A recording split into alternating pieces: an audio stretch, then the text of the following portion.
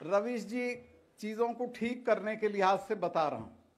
चीन में एक कहावत है कि किसी को चांद दिखाओ तो नासमझ आदमी उंगली की तरफ देखता है, चांद की तरफ नहीं देखता है। कश्मीर में 4 दिन पहले जो हुआ है, चूंकि उसकी जानकारी मेरे पास सबसे ज्यादा है, वो मैं आपको बताना चाहता हूं। पहली चीज तो यह है कि किसी गवर्नर की यह ड्यूटी नहीं है कि वो ईद के दिन, जब उसका रसोइया भी छुट्टी पे हो, उस दिन वो फैक्स मशीन खोल के 7 या 8 बजे शाम को महबूबा मुफ्ती की चिट्ठी का इंतजार करे। अगर उनको सरकार बनाने में वो संजीदा थे तो श्रीनगर के और जम्मू के बीच में कई उड़ानें आती हैं, किसी को भेज सकते थे। मेरा फोन आप कभी करके देखिए, 24 घंटे खुला रहता है और रात के 2 बजे भी मैं फोन उठाता हूं। मेरे यहां अगर व्हाट्सएप आता है किसी का, मैं उसकी कंप्लेंट को फौरन सरकार के स्तर पे हल करने की कोशिश करता हूं। इसको सारा कश्मीर जानता है। महबूबा जी ने मुझे 1 हफ्ता पहले ये कहा कि सत्ताल भाई, हमारे एमएलए तोड़े जा रहे हैं, मेरे एमएलएज को धमकाया जा रहा है, उन्हें एनआईए में बंद कराने की धमकी दी जा रही है। तो मैंने कहा मैं आपकी बात से दिल्ली को अवगत कराऊंगा, लेकिन अच्छा हो आप फला फला लोगों को और बता दें। तो गवाही के तौर पे मैं बता सकता हूं कि 3 और लोगों को उन्होंने बताया। लेकिन दूसरी तरफ भी एक पक्ष था जहां हम देख नहीं रहे हैं, सज्जाद लोन और भारतीय जनता पार्टी का गठबंधन। वो कह रहे थे हमारे पास भी नंबर है, वो कह रहे थे हमारे एमएलएज को धमकाया जा रहा है। और जिस प्रदेश में म्यूनिसिपैलिटी के चुनाव में जाने पे जान से मारने की धमकी दी जाती हो, पंचायत के चुनाव में वोट डालने वाले को मारने की धमकी दी जाती हो, तो आप क्या समझ रहे हैं कि वहां असेंबली में वोट डालने के लिए टेररिस्ट धमकी नहीं देंगे या कार्रवाई नहीं करेंगे? तो दोनों तरफ से किसी के पास नंबर नहीं थे। ना महबूबा जी के पास कोई लिस्ट थी जो उन्होंने पेश की हो, ना सज्जाद लोन के पास कोई लिस्ट थी। दोनों, सज्जाद लोन साहब कहते मैंने भी आपको कांटेक्ट किया। मैंने पूछा आपने कहां कांटेक्ट किया? कि मैंने आपके पीए को व्हाट्सएप किया। यह मुझे पता नहीं था कि व्हाट्सएप और ट्वीट से भी सरकारें बनती हैं। सरकार बनाने के दावे व्हाट्सएप पे नहीं किए जाते हैं। लेकिन उसमें और दिलचस्प बात बताऊं, रवीश जी, वो व्हाट्सएप नंबर का जब मैंने पता किया कि मेरे पीए को किया है, तो पता ये चला कि वो जगजीवन नाम का एक पीए था जो पहले गवर्नर साहब का पीए था। तो वो व्हाट्सएप वहां जाके बेकार हो गया। मैं 15 दिन से इस सब को होते हुए देख रहा था और मैं ये आश्वस्त था कि एक को भी, किसी के पास मेजॉरिटी है नहीं, एक को भी बुला लिया जाएगा तो खुला खेल होगा। इतनी अनैतिकता होगी, इतना रुपए का बहुत आपको अंदाज नहीं है। कश्मीर की समस्या अगर कुछ है तो सबसे बड़ी है भ्रष्टाचार की। कश्मीर पे जितना रुपया लगा, अगर वो लग गया होता तो कश्मीर सोने का होता। वहां राजनीति वालों के पास इतना धन है जिसकी कोई सीमा नहीं है। 20, 25, 50 कमरों के मकान हैं सबके, कई करोड़ के कालीन हैं, लेकिन वो जो गरीब कश्मीरी अमरनाथ की यात्रा पे टट्टू लेके जाता है, उसके बदन पे स्वेटर भी नहीं है। तो मुझे ये अंदाजा था कि अगर ये हॉर्स ट्रेडिंग शुरू होगी तो इसमें रुपया भी आएगा, इसमें ये टेररिस्ट भी आएंगे, इसमें 2-4 लोग जरूर मरेंगे और एक अफरा तफरी का माहौल हो जाएगा। और 9 जगह अभी हमको पंचायत का वोट करना था, आज के बाद 8 जगह और वोट होना है। और democracy in its fullest, in its most beautiful sense घाटी में वापस आ रही थी। उस सारी को खत्म कर देंगे, सारा गड़बड़ हो जाएगा। इसलिए मुझको, और एक दिलचस्प बात और बताऊं मैं आपको, हम लोग कई बार कहते हैं कश्मीर का अलग संविधान क्यों है। वो अलग संविधान नहीं होता तो मुझे राष्ट्रपति से पूछना पड़ता, मुझे संसद में भेजना पड़ता पास कराने के लिए। उसी संविधान में लिखा है कि गवर्नर को किसी से पूछने की जरूरत नहीं, वो असेंबली को बर्खास्त कर। मैंने 4 बजे में पहुंचा हूं, मैं दिल्ली में था, मैं भी वहां नहीं था। तो जब पहुंचा हूं तब मेरे पास जो इंटेलिजेंस के लोग हैं, बाकी लोग हैं, वो लोग लेके आए, ये स्थिति है। दिल्ली से मैंने किसी से पूछने की इसलिए जरूरत नहीं समझी कि 2 दिन पहले मैं सबसे मिला था। और अगर मैं पूछता तो हो सकता वो कह देते सज्जाद लोन की ओथ करा दो। चूंकि सज्जाद लोन तो ये कह रहे थे कि मुझे अगर 6 दिन दे दोगे तो मैं मेजोरिटी कर दूंगा, तो ये मेरा काम है कि मैं आपकी ओथ कराऊं और फिर आपको कहूं कि आप एमएलए तोड़ो। यही हालत इनकी थी। गुलाम नबी आजाद उस शाम को खुद कह रहे थे कि अभी हमने तय नहीं किया है। फारूक अब्दुल्ला साहब दिल्ली में कह रहे मैं जा रहा हूं, सुबह को तय करेंगे। और सबसे बड़ी बात यह है कि पत्रकार लोग बहुत दुखी हैं बेमतलब। आप उसी दिन के बयान महबूबा मुफ्ती और उमर भाई के देखें, दोनों ने कहा कि हम तो यही चाहते थे, हम तो बहुत खुश हैं असेंबली टूट गई। और सही है, वो 15 दिन से मुझे कह रहे थे कि असेंबली को बर्खास्त कर दो। और मैं इसलिए बर्खास्त नहीं कर रहा था कि मैं कोई सज्जाद लोन के लिए सहूलियत कर रहा था, बल्कि इसलिए नहीं कर रहा था कि एमएलएस को जो एक फंड मिलता है उसको मेरे से पहले गवर्नर खत्म कर गए थे। मैंने उसको रिवाइव किया, और इसलिए रिवाइव किया कि उसमें से सड़क बनती है, खड़ंजा बनता है, नल मिलता है। तो मुझे ये था कि जितने दिन तक डेमोक्रेसी इस लेवल पे भी चलती रहे तो अच्छा है। खैर, मैंने बिना दिल्ली के पूछे, बिना दिल्ली के मशवरे के, बिना दिल्ली से कोई आदेश लिए, चूंकि आदेश लेने में बड़ा खतरा था कि फिर मुझे दूसरे की ये सिर्फ अपना हल्ला मचा रहे हैं कि साहब हमको नहीं बुलाया, उसको भी तो देखिए, उसको नहीं बुलाया सज्जाद लोन को। और मैंने दोनों से कश्मीर की जनता का पिन छुड़ा दिया। और मैं आपको सब व्हाट्सएप और जो जो मुझे संदेश बच्चों के मिले हैं वो दिखा सकता हूं। इतनी खुशी है लोगों में कि कम से कम 6 महीने के लिए हमारी जान इनसे बच गई, जब चुनाव होगा तब देख लेंगे। तो खैर, फैक्ट्स के बारे में फिर मैं बताऊं कि किसी को जब सरकार बनाना होती है तो फैक्ट्सों का इंतजार नहीं करता। उसके पास 1001 साधे, इनकी पार्टी के लोग थे वहां जम्मू में, इनकी पार्टी के बहुत लोग हैं, दोनों की पार्टी के, कांग्रेस के तो बहुत ज्यादा हैं। उनमें से किसी को भेज सकते थे। गवर्नर हाउस का दरवाजा 12 बजे भी आने वाले के लिए मेरा खुला रहता है, मैं बिना अपॉइंटमेंट के मिलता हूं। कोई आदमी रिकॉर्ड पे नहीं कह सकता कि हम गवर्नर हाउस गए थे या हमको रोक दिया गया। एक फैक्स अगर खराब था, या मुझे लगता भी नहीं कि खराब है, चूंकि ईद की छुट्टी थी, कोई कर्मचारी आया नहीं था, मेरा रसोइया भी नहीं आया था, कोई उसको मैन नहीं कर रहा था, लिहाजा हो सकता है वो फैक्स पे लगी ना हो मशीन। उसको आपने इशू बनाया, ये इशू नहीं बनाया कि आपने कितनी खराबी की है। जम्मू कश्मीर में आपने पूरे लोकतंत्र की जो प्रक्रिया है, और मैं किसी पे इल्जाम नहीं लगाता पाकिस्तान वाला, चूंकि फारूक साहब, उमर, ये उस शेख अब्दुल्ला के बेटे हैं जो देश के साथ था, जिसकी वजह से कश्मीर हमारे साथ है। ये राष्ट्रभक्त हैं। मुफ्ती सईद के साथ मैंने काम किया, और बहुत से लोगों को मैं देखता हूं बहुत उपदेश देते हैं, बड़े बड़े लेख लिखते हैं, इन वैदिक जी जानते होंगे, सिर्फ एक राज्यसभा में जाने के लिए। लेकिन मुफ्ती साहब और मैं, हम दोनों ने 4 साल की राज्यसभा बोफोर्स के सवाल पे 1 मिनट में छोड़ दी थी। वो मुफ्ती साहब भी पूरी तरह से भारतीय थे, भारत के साथ थे, और उनकी राष्ट्रीयता पे कोई शक नहीं था। इसी तरह उनकी बेटी की राष्ट्रीयता पे भी नहीं। लेकिन ये भी फैक्ट है रवीश भाई कि हुर्रियत बिना पाकिस्तान के बाथरूम नहीं जाती। भारत से बात करने की पहली शर्त लगाती है कि पाकिस्तान से बात करो। भाई, पाकिस्तान एक संप्रभु राष्ट्र है, हम भी हैं, हम आपस में बात कर लेंगे। पाकिस्तान को हम कश्मीर में कभी पंचायत नहीं करने देंगे। कश्मीर का मामला हमारे और तुम्हारे बीच में है, आप हमारे लोग हो, आपके साथ बात करेंगे, आपकी बात मानेंगे। मैं थोड़ा लंबा हो रहा हूं, मुझे माफ कर देना।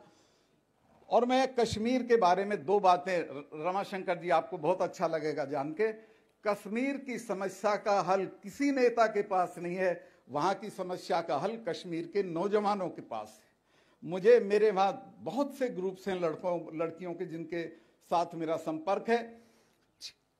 46% हैं 13 से लेके 20 साल के, यही हैं जिनमें इंसर्जेंसी भी है। इंसर्जेंसी बंदूक में नहीं होती, इंसर्जेंसी यहां पे होती है। तो इन्हीं लोगों को ये लोग ना हुर्रियत को पसंद करते हैं, ना पाकिस्तान को, ना हिंदुस्तान को, ना फारूक को, ना महबूबा को, सब के बारे में इनका रिजर्वेशन है। और ये पूरी पीढ़ी, इस वक्त कश्मीर की नौजवानों की पीढ़ी एक तरह से बिल्कुल अंधेरे में खड़ी है। उसमें बहुत खतरनाक किस्म की प्रीचिंग हो रही है। सऊदी अरब से भी मौलवी आ रहे हैं, ऐसी ऐसी मस्जिदें बन रही कि शहरों में मकान नहीं होंगे, उनमें हमाम है, सारी मार्बल की हुई हैं, अंग्रेजी में साहित्य छप रहा है और उनको सपना दिखाया जा रहा है।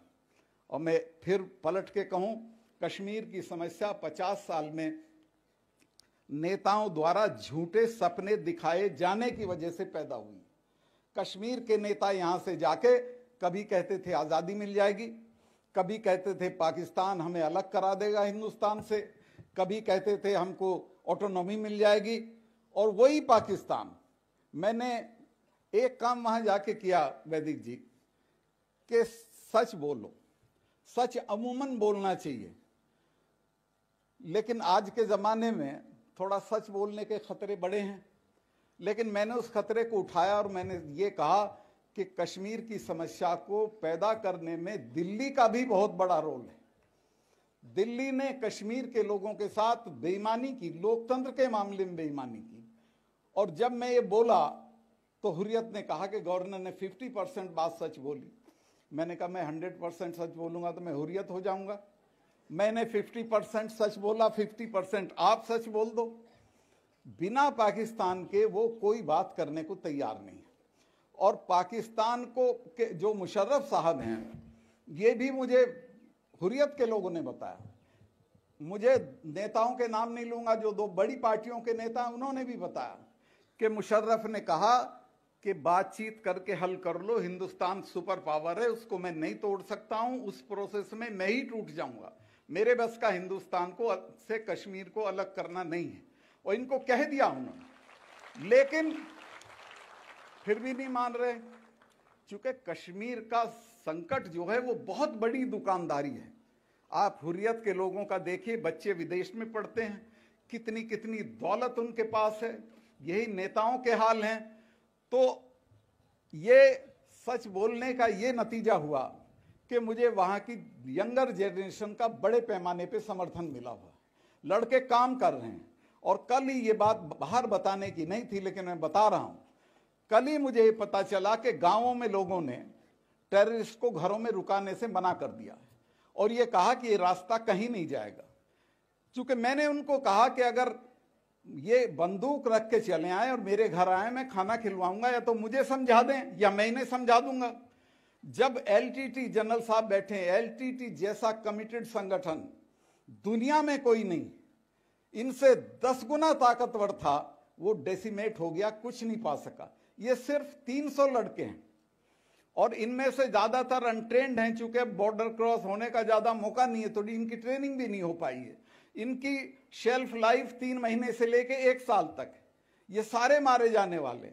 हमने इन सबों को कल, जब हमें पता चला कि इनको कोई घरों में खाना नहीं दे रहा है, ठहरा नहीं रहा है और ये जल्दी जल्दी मर रहे हैं, जो नए, एक जान के आपको और भी खुशी होगी रवीश भाई, आप पता कर लें, पिछले 4 महीने से एक अली वहां के नोएडा के, उसके जो नोएडा से लड़का गया था उसको छोड़ के एक भी नया टेररिस्ट भर्ती नहीं हुआ है।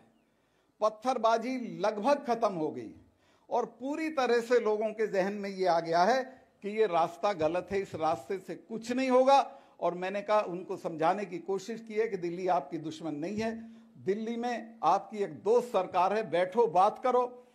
तुम पे तो संविधान है, तुम्हारे पास अलग झंडा है जो मुझे अपनी गाड़ी पे लगा के चलना पड़ता है, तिरंगा इधर होता है, कश्मीर का झंडा इधर होता है।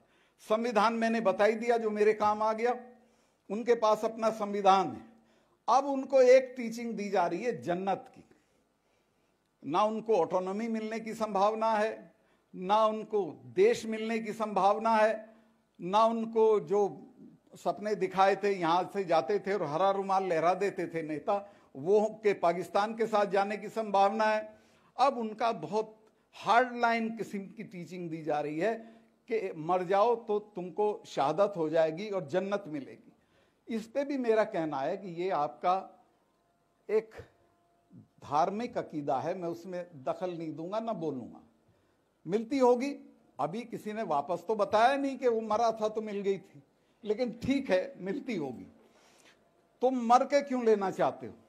मैं तो तुम्हें जिंदा देना चाहता हूं, जहां जहांगीर ने घोड़े से उतर के ये कहा कि जन्नत अगर दुनिया में कहीं है तो यहीं है, यहीं है, यहीं है। वो स्टेट तुम्हारे पास, आप उसको क्यों नहीं लेते हो? उसको लीजिए, अपनी सरकार चलाइए और भारतीय संविधान के तहत जो भी तुम्हें दिया जा सकता है वो सब हम देने के लिए तैयार हैं।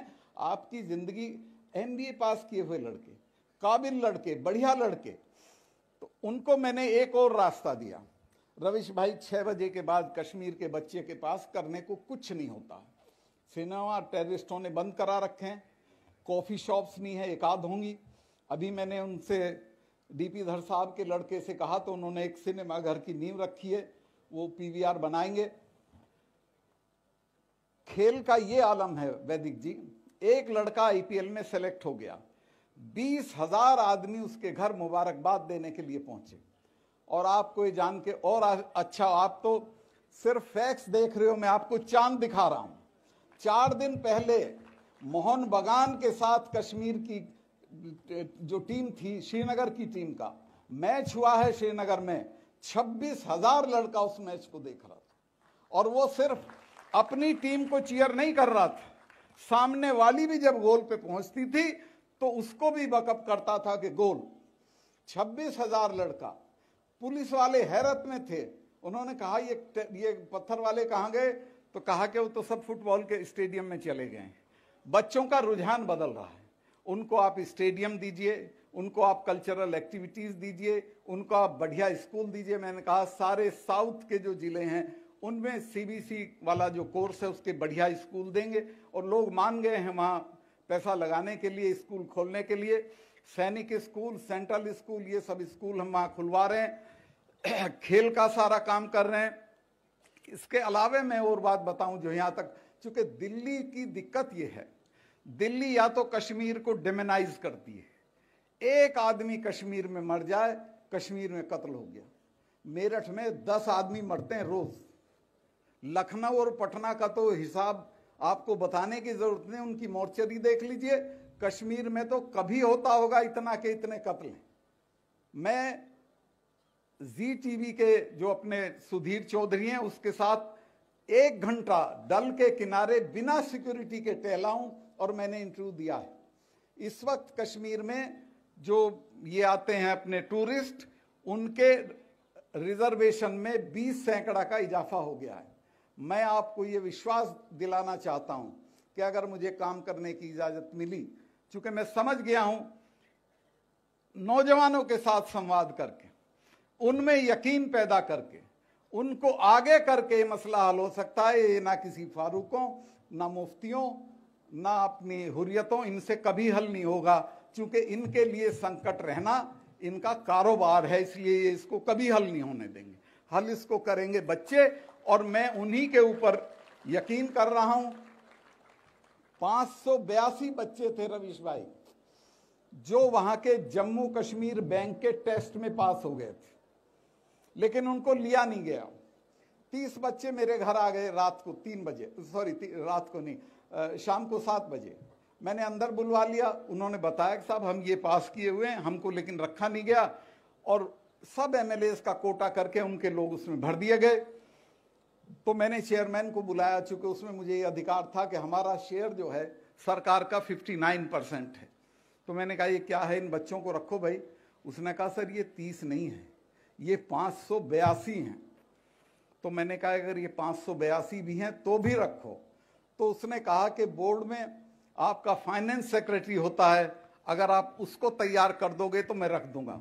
मैंने फाइनेंस सेक्रेटरी को कहा, उसने कहा मैं खुद प्रस्ताव रखूंगा, और यूनानिमसली 582 बच्चे जिनका इम्तहान हुआ था उनको अपॉइंटमेंट का कार्ड मिल गया।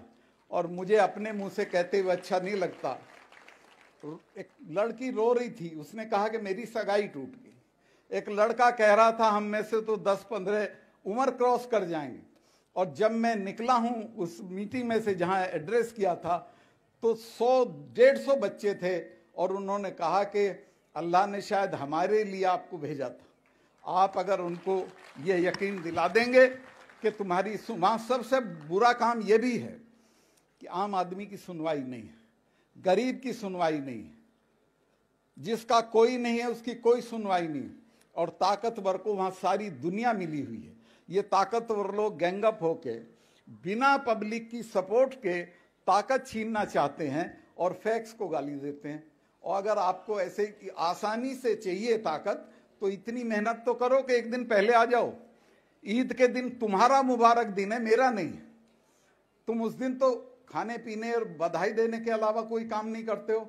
उस दिन क्यों चुन रहे हो? आप एक दिन पहले आ जाते, आप दिन में आ जाते। 7 बजे से 9 बजे तक आप ये उम्मीद करें कि कोई गवर्नर अपना फैक्स खुद चला के बैठेगा, तो ये बेईमानी की बात है। लिहाजा इसको कोई तवज्जो दी नहीं जानी चाहिए, और जितनी दी गई है वो सारी तवज्जो मैं समझता हूं कि ये अज्ञानता है। इसको देखना ही नहीं चाहिए। देखना ये चाहिए कि उसी दिन, फिर दोहराऊं, उसी दिन उमर और महबूबा दोनों ये कह रहे हैं हमारी जीत हो गई। हम तो चाहते ही थे कि असेंबली टूट जाए, असेंबली टूट गई, हम जीत गए। तो और वो ये भी जीत गए कि वो दूसरा आदमी सरकार बनाने के नजदीक था, वो नहीं बना पाया। और फिर एक बार क्लियर कर दूं कि दिल्ली की तरफ देखता तो लोन की सरकार मुझको बनाना पड़ती, और मैं इतिहास में एक बेईमान आदमी के तौर पे जाता। लिहाजा मैंने उस मामले को ही खत्म कर दिया। आप जो गाली देंगे देंगे, लेकिन मैं कन्विंस्ड हूं कि मैंने ठीक काम किया। मैं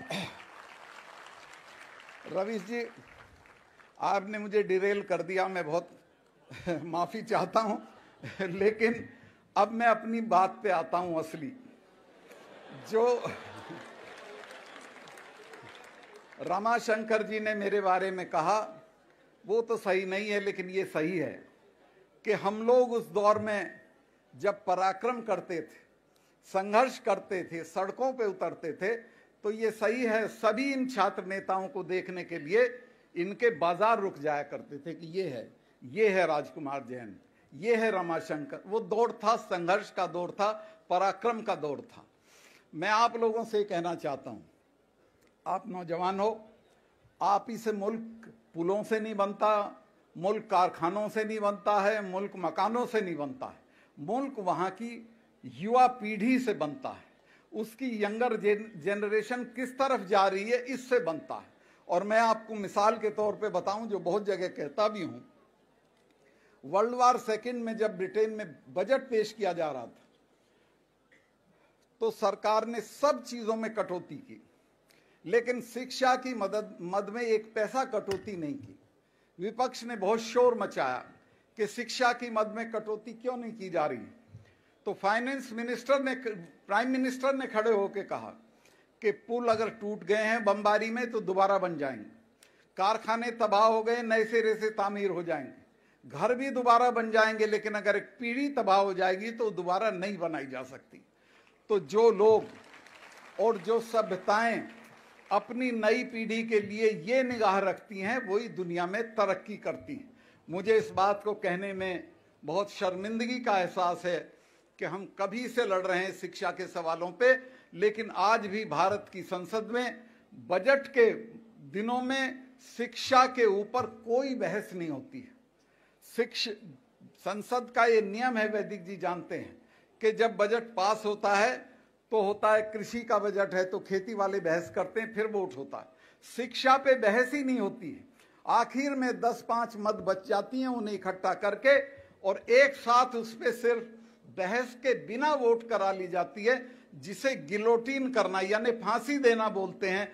शिक्षा को 50-60 साल लगातार फांसी दी गई है और उसको कोई तवज्जो दी नहीं गई है देश में।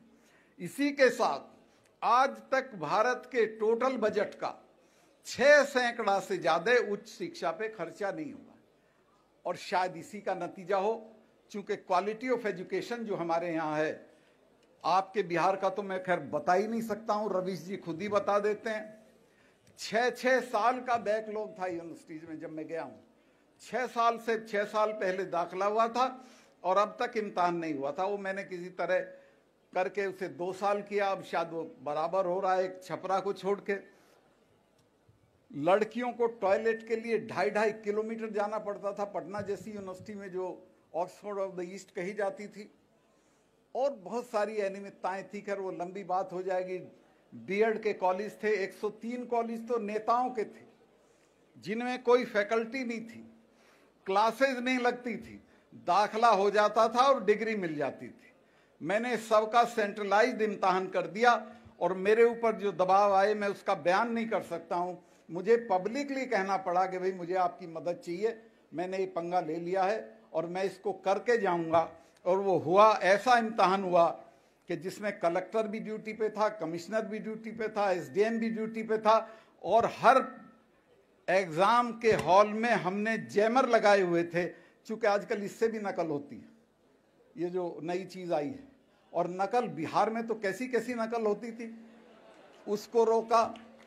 तो मैं कुल मिला के कहना चाहता हूं कि जो कौमें और जो लोग शिक्षा को तवज्जो देंगे वही आगे बढ़ेंगे। पूरी दुनिया का जो लिखित इतिहास है वो, हाँ मैं जो बता रहा था, क्वालिटी एजुकेशन, हमारे देश में सिर्फ 12 या 13 लोगों को नोबेल प्राइज मिला, जिनमें से 6 विदेशी हैं और एक मदर टेरेसा है, तो 5 को ही गिन लो आप। और दुनिया का क्या है, हार्वर्ड को 158, यूनिवर्सिटी ऑफ कैम्ब्रिज को 118 नोबेल प्राइज है, यूनिवर्सिटी ऑफ कैलिफोर्निया को 107 हैं, शिकागो को 98 हैं, कोलंबिया को 96 हैं, और हमारे जो 12 लोग हैं उनमें भारतीय सिटीजन सिर्फ 5। अगर बेहतर, रमाशंकर जी मैं तो आश्वस्त हूं कि जिस तरह का माहौल मैंने आपके यहाँ देखा है, बच्चे पढ़ेंगे, आप जिस तरह की तालीम दे रहे हैं, इन्हीं में से कोई लोग निकलेंगे जो नोबेल प्राइज लाएंगे। और रवीश जी, आपको भी मैं खुश करने के लिए नहीं, ईमानदारी से बता रहा हूं कि पहले 1-2 नोबेल प्राइज में बिहार का बच्चा जरूर होगा, चूंकि इतने मेधावी हैं वहां के बच्चे। दिल्ली की खराब से खराब बस्ती के एक कमरे में 4-4 बच्चे आके पढ़ते हैं और 4 के 4 आईएएस में सिलेक्ट होते हैं। आजकल आपने देखा होगा सीबीआई में घमासान मचा हुआ है, सारे जो अफसर हैं घमासान वाले सब बिहार के हैं, दिल्ली की ब्यूरोक्रेसी में सब बड़े बड़े अफसर बिहार के हैं। तो बिहार में विलक्षण प्रतिभा है बच्चों में, और वहां के बच्चे आगे जाएंगे अगर वहां के नेता उनकी मदद करें, उनको क्वालिटी एजुकेशन दें। मैं बहुत लंबा कर गया, मैं सिर्फ आप लोगों से कहना चाहता हूं, मेरे पास देने को उपदेश नहीं है, लेकिन हम गांधी जी का बहुत नाम लेते हैं। ये बैठे हुए हमारे राजकुमार जी, ये तो बिल्कुल एकदम गांधी को जीते भी हैं, बोलते नहीं हैं। गांधी को हमने चरखा बना के रख दिया कि गांधी जी माने चरखा, गांधी जी माने और ऐसी चीजें बना दिया। लेकिन गांधी जी का मतलब था अन्याय का प्रतिकार, जो लोहिया ने कहा है, जो अन्याय का विरोध करता है वही गांधी है, वही गांधीवादी है। आप नई पीढ़ी के लोगों को मैं एक ही बात कहना चाहता हूं कि अपनी यूनिवर्सिटी में भी, इसके बाहर में भी और जीवन में भी अन्याय का प्रतिकार करने की आदत डालो। जब आप अन्याय से लड़ोगे तो समाज ठीक होगा। फ्रांस का एक स्टूडेंट मूवमेंट हुआ था 1968 में, उसमें कोहन बेंदित नाम का नेता था, हम लोग अपने यहाँ लड़ रहे थे, वो वहां लड़ रहे थे। तो उसने एक दीवार पे एक नारा लिखा था कि society is a carnivorous flower. Biology के लड़के जानते होंगे, कार्निवोरस फ्लावर एक ऐसा फूल होता है जिस पे अगर तितली बैठ जाए तो बंद हो जाता है और उसको खा जाता है। यही भारत का समाज है। जब निकलोगे तो आदर्शवाद से भरे हुए निकलोगे, ईमानदार निकलोगे। आईएएस और आईपीएस होगे तो पहली पोस्टिंग में नेता आपसे तंग आ जाएंगे, चूंकि आप ईमानदारी से काम करोगे। लेकिन शने शने समाज आपको अपने अंदर समो लेता है। रिश्तेदार कहेंगे मौका मिला इसी में कुछ कर लो, पत्नी अलग कहेगी, दोस्त अलग कहेंगे कि देखो उसने इतना कर लिया। मेरा एक दोस्त था किरण पाल, जानते हैं रमाशंकर जी, उसको हम लोगों ने टिकट दिला दिया एमएलए का, और वो यूपी के सबसे अच्छे एमएलए में साबित हुआ। एक दिन रोता हुआ मेरे पास आया कि भाई साहब मेरी माँ से बात कर लो। मैं क्या हुआ? कहने मेरे एक चचा का लड़का है, वो कोयले का काम करता है और उसने बड़ी हवेली बना ली है गाँव में। मेरी माँ मुझे रोज ये कहती है कि तेरा हम अचार डालेंगे, घर नहीं बना तेरे से, उसने हवेली बना ली है। तो ये जो माएँ, भाभियाँ, चाची, ताइयाँ, पत्नियाँ, मोहल्ला, पड़ोस, दोस्त, ये आपको किसी काम का नहीं छोड़ेगा अगर आप तय नहीं करोगे कि ईमानदारी के साथ रहना है, ईमानदारी के साथ काम करना है और अन्याय का प्रतिकार करना है। सबसे बड़ा उपदेश आपको देने के लिए मेरे पास यही है। और दूसरा ये है कि ऐसी कोई चीज नहीं है जो आप हासिल ना कर सकते हो। ये तो सही है, रवीश जी कह रहे हैं बढ़िया कॉलेज हो, बढ़िया टीचर्स हों, सुविधाएं हों, इनके बिना तो खैर नहीं बनेगा, मैं भी मानता हूं। लेकिन मैं देश के 1000 नाम बता सकता हूं जो पैदल चल के 20-20 कोस जाते थे और उन्होंने जिंदगी में बड़ी कामयाबियां हासिल की हैं। अगर तय कर लोगे कामयाब होना है, अगर तय कर लोगे कुछ हासिल करना है, तो किसी चीज की जरूरत नहीं है, आप कामयाब हो जाओगे। तो मैं बहुत लंबा हो गया, मैं बहुत काम की बातें करता, पर आज की तो मैं बात रवीश जी पे डाल के छूटना चाहता हूं कि इन्होंने मुझे फैक्स मशीन में लगा दिया और इसमें से जो निकला मैंने आपके सामने पेश कर दिया। आखिर में सब लोग बहुत अच्छा बोले। जनरल साहब तो हमारी शान है। डॉक्टर स्वरूप सिंह जी हमारे बड़े होते थे, वाइस चांसलर थे इनके रमाशंकर जी की यूनिवर्सिटी के, वो इन्हीं के जिले के थे। उन्होंने मुझे बताया था कि चौधरी छोटू राम जी विश्व युद्ध के ज़माने में आए, बच्चों को भर्ती कराने के लिए सोनीपत में गए, तो वहाँ चूँकि सिंचाई थी, चौधरी लोगों पे पैसा था, उन्होंने मना कर दिया। फिर इनकी तहसील में आए, वहाँ पानी नहीं था, तो लोगों ने कहा ले जाओ बच्चों को। तो इनके यहाँ पहला बच्चा सिपाही भर्ती हुआ, दूसरी जनरेशन में वो लेफ्टिनेंट हो गया, तीसरी में वो कर्नल हो गया, और अब तो इनके तो गांव गांव में ब्रिगेडियर और गांव गांव में जनरल्स हैं। ये उसी संघर्ष की जगह से निकले हैं जहां के लोगों ने अपने बच्चों को वर्ल्ड वार सेकंड, एक एक गांव ऐसा है, हमारे यहाँ बुलंदशहर में एक गांव है जिस एक गांव से 2 सगे भाइयों को विक्टोरिया क्रॉस मिला था। ये किसानों के बच्चे थे जिनका गुजारा नहीं होता था, उन्होंने भेज दिए थे और इन्होंने कामयाबी करके दिखाई। भाई आया तो उसने भाई के बच्चे पढ़ाए, फिर उसने दूसरे के बच्चे पढ़ाए, फिर वो सैनिक स्कूल में जाने लगे, फिर वो सिलेक्ट होने लगे, और अल्टीमेटली जो फाइनेस्ट सोल्जर है देश का, जिसका नाम जनरल सिहाग है, वो हमको उस जगह से हासिल हुआ। सब लोगों ने बहुत बढ़िया तकरीरें की, और ऐसे वक्त में जिसके पास बढ़िया तकरीर ना हो उसको यही कहना चाहिए कि देखिए तकरीर की लज्जत के उसने जो कहा, मैंने समझा के गोया यही मेरे दिल में था। तो मैं औरों का जो कहा हुआ है उसी को आप मेरे हिस्से में मान के मुझे क्षमा करें। बहुत बहुत धन्यवाद।